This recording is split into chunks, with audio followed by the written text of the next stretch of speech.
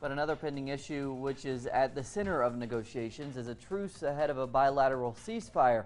Now, the FARC has urged the government to de-escalate the clashes. With more now, we turn to our correspondent, Natalia Margarita in Bogota.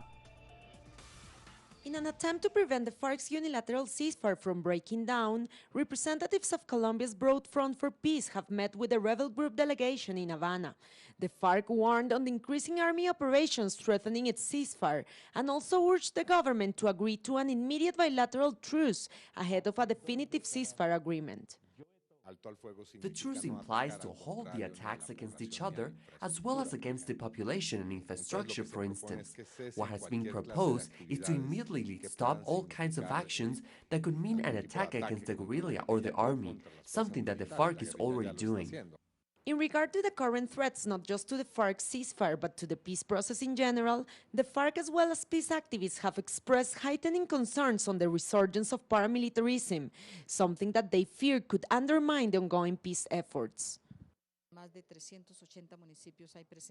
Today, one of the organizations monitoring paramilitarism denounced the presence of paramilitary groups in more than 380 municipalities.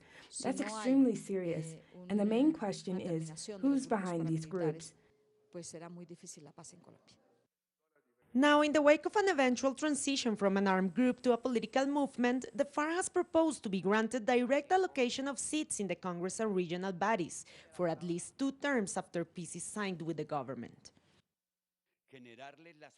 It is absolutely necessary to set up the conditions so that the FARC can move into the national political scenario and within the frame of Colombia's political parties and the political system in general.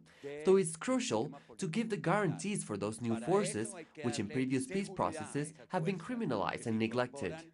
Both the guarantees of political participation for the FARC and the urge to protect the unilateral ceasefire have come as the most pressing issues of this 43rd round of peace talks that will extend until the 30th of November. Natalia Margarita, Telesur, Bogotá.